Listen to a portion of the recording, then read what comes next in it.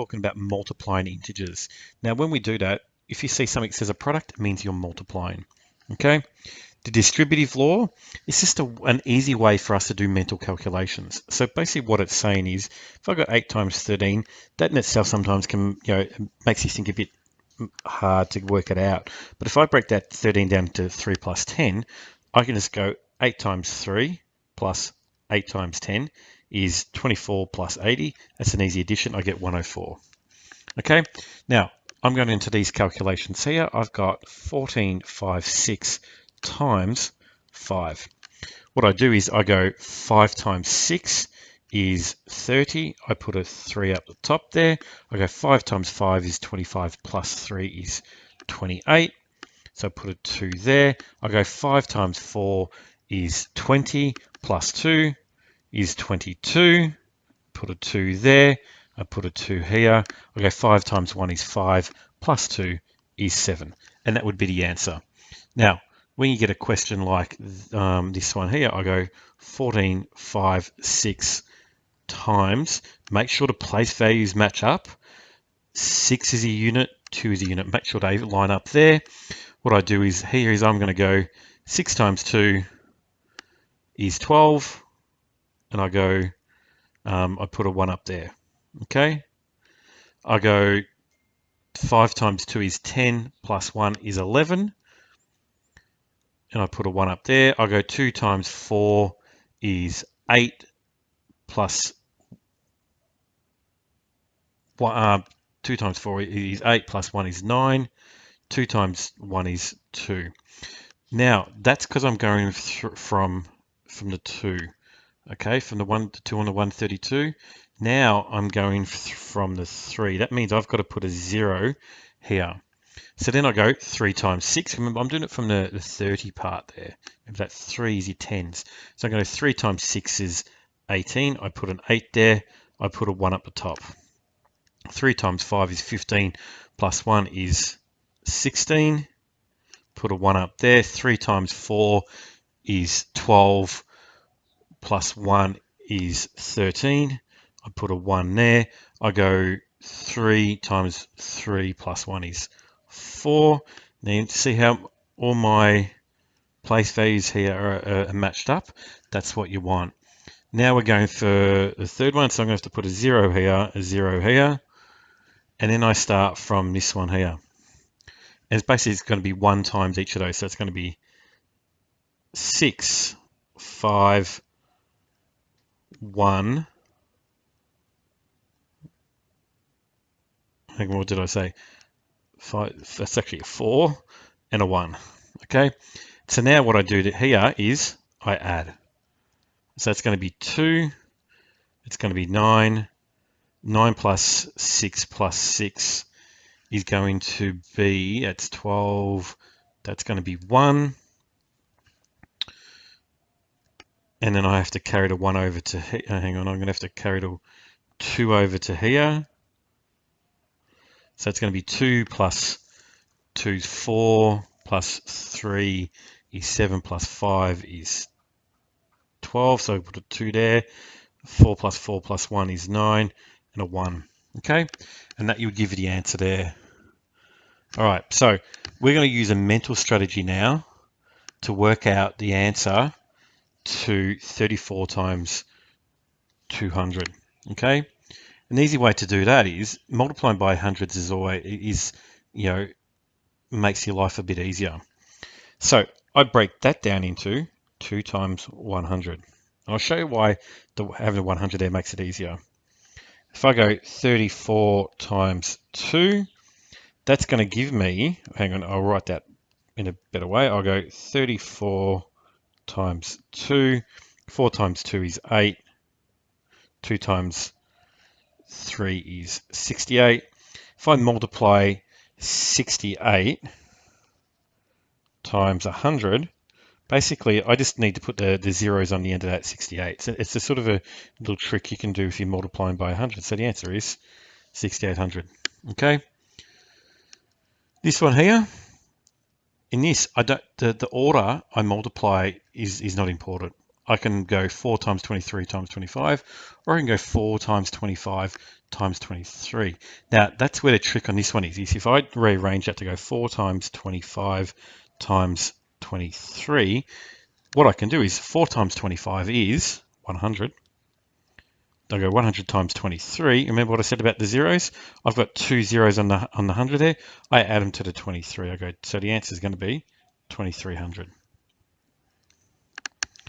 Okay, we've talked about positive and negative integers before. Remember, it's talking about positive is above the zero, negative is below the zero. So the rules for multiplication are when multiplying two integers with the same sign, the answer is always positive. Okay, important. Different signs, you get negative. So I'm looking at this question here. Negative 5 times plus 2. Different signs. I'm going to say different. So the answer is, so basically what you do is you go do the number part. You go 5 times 2, that's 10. Then we look at the signs, put the negative there. Okay. We look at this one. Our signs are a negative and a negative. Okay.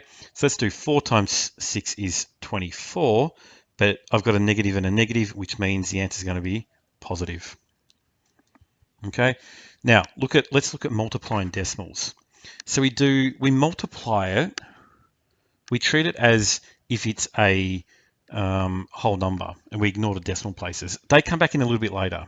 Okay, so step one, we change that to say 1226 times 7. Okay. And with, for B, it's already sort of set like that, and C set like that as well. Okay, so let's actually, I'm going to have to move this down to here because I'm going to run out of room. So I've got 126 times 7. That's going to give me, I'm not going to go through the whole process again. That's going to give me 882. We'll come back to this in a moment. Okay. For time constraints, I'm not going to work them through fully. For B, your answer is going to be 1304.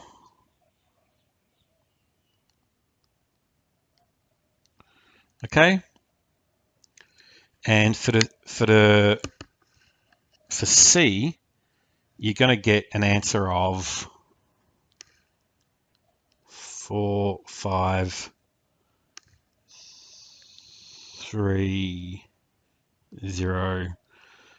I'm not quite matching up how exactly I want it to be.